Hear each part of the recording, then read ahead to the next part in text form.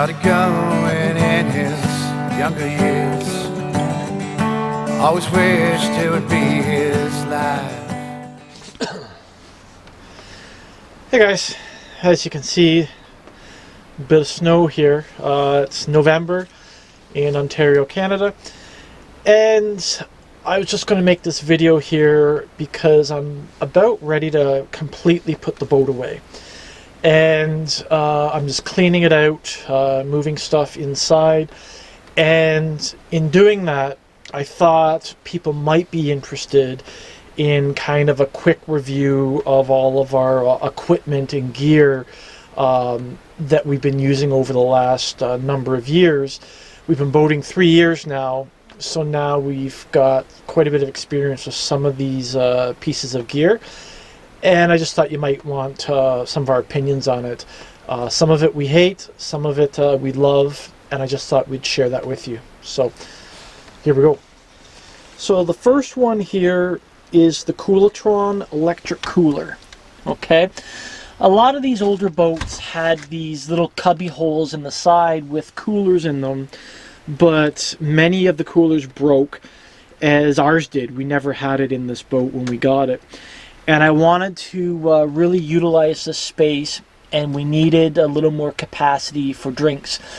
And this is the Coolatron electric cooler. I'll put a link. There is a whole video on this cooler, but I'll put a link in this video as well. And it's awesome. I won't go into all the details, but you know, it comes out.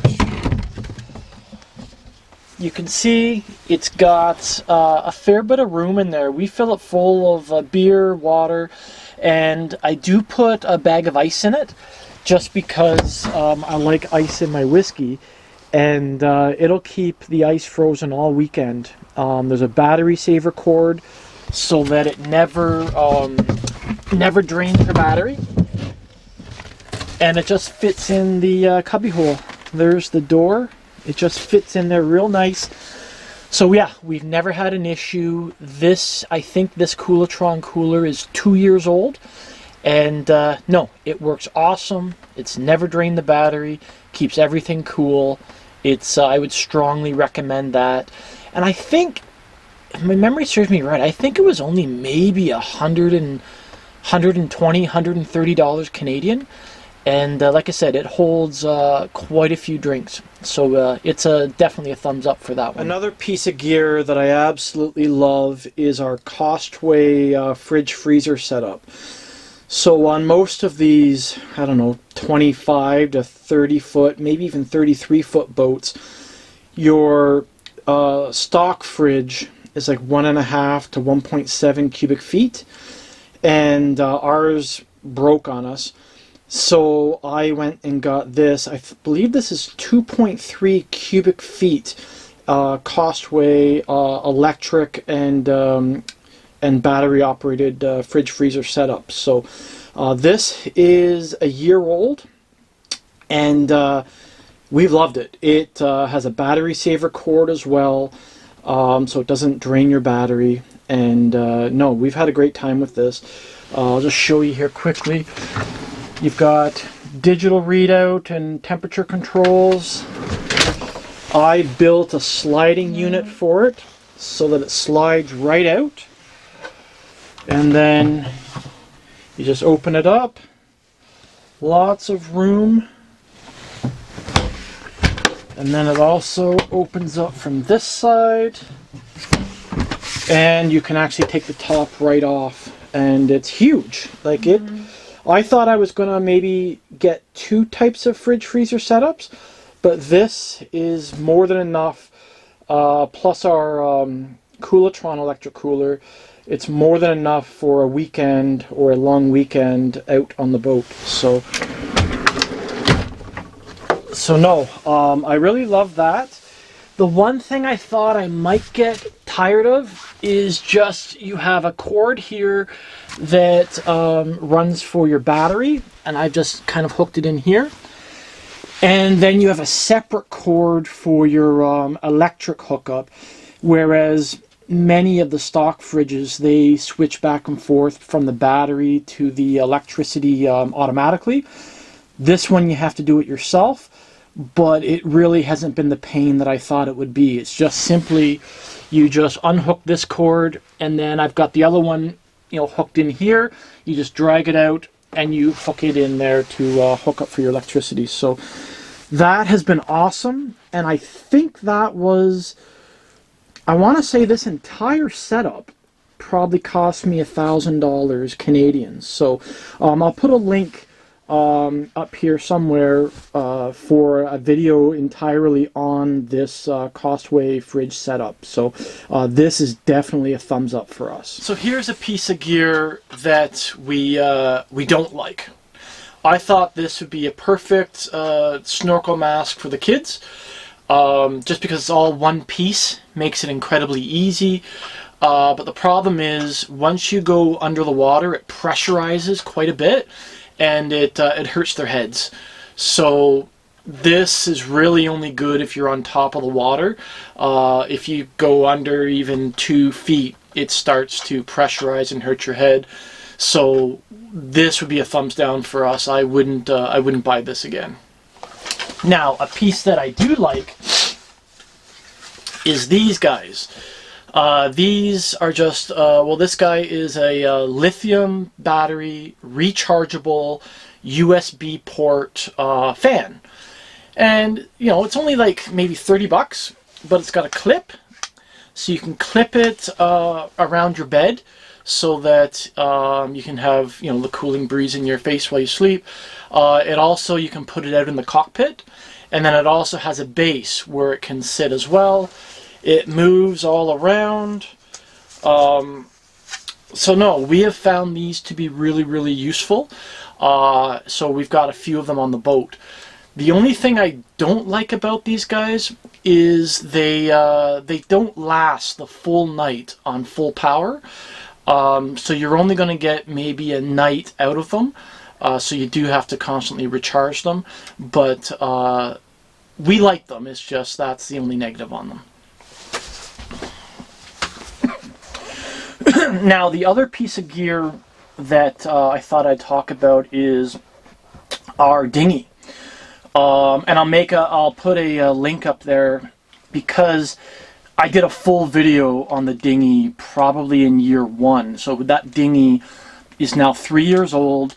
It's the Intex Mariner 4. And there are other versions, cheaper versions. Don't buy them. Buy the Intex Excursion 4. It's heavy duty, and it's been awesome. So 3 years. I think we've put 2 little pinholes in it, which, you just patch up, and it's fine. So it's worked perfectly. It's done everything we've asked of it. And again, when you're on a boat, you don't have a ton of room. So when you can have an inflatable, it just makes it a lot easier to store, provided it's reliable. And yeah, so 3 years with this Intex Excursion 4, not a problem with it. It's done everything we've asked it to. We use it for fishing, we use it for some exploration, and we use it to get from the boat to land. You're not water skiing behind it or anything like that. It's very basic. What we did do was we opted for, with our setup, it was about $1,000, maybe $1,100 Canadian.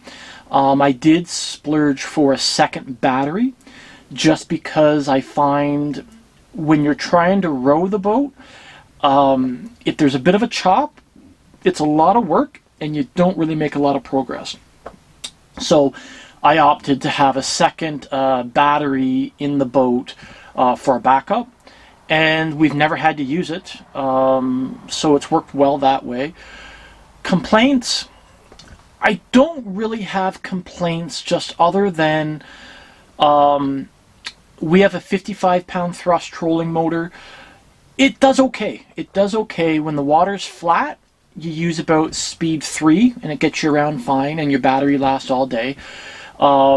If there is a bit of a chop, you're going to be using speed 4 or 5 all the time, and it just drains your battery pretty quick. But again, that's why you'd have 2 batteries. I opted for the kayak version trolling motor. And the reason being was it allows you to get into a lot shallower water. And the handle for steering is really low to the boat. And I thought if you're sitting in the boat, you don't want your hand way up here to steer it. And it's worked out well. The only problem with that setup is I find when I'm trying to go fishing and you're trying to, sight fish, you can't stand up and steer the boat at the same time. It's very awkward. So I guess what I might do is build an attachment. But I think if you had a regular trolling motor where the arm is up like this, when you are standing up, it'd be more comfortable to steer the boat. So I'd suggest maybe doing that. And if money's not an object, I probably wouldn't get anything less than a 55-pound thrust trolling motor. But I'd probably want to get as powerful as I could. Maybe even the 2 horsepower gas engine.